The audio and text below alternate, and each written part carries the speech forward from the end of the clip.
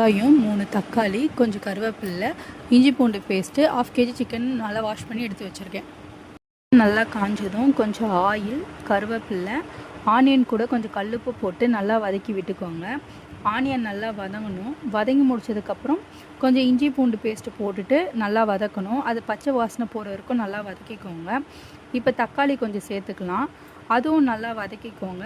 அதுவும் நல்லா மேஷ் ஆகி வந்ததுக்கப்புறம் நம்ம சிக்கன் ஆட் பண்ணிக்கலாம்.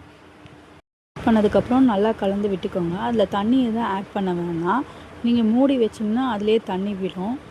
தண்ணி விட்டதுக்கப்புறம் நம்ம ஸ்பைஸ்லாம் ஆட் பண்ணிக்கலாம்.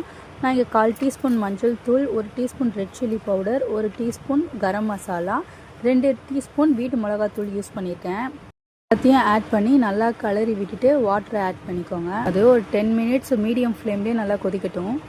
அப்படியே ஓப்பன் பண்ணி கலரி விட்டுட்டே இருங்க. நம்மளுக்கு தண்ணி நல்லா சுண்டி வரணும். அது வரைக்கும் நம்ம நல்லா கலரி விட்டுட்டே இருக்கலாம். சுண்டி வந்துருச்சு. இந்த டைமில் நம்ம ஸ்டவ் ஆஃப் பண்ணிவிட்டு கொத்தமல்லி தழை தூவிட்டு இறக்கிடலாம். நம்மளுக்கு சிக்கன் தொக்கு ரெடி ஆகிடுச்சு.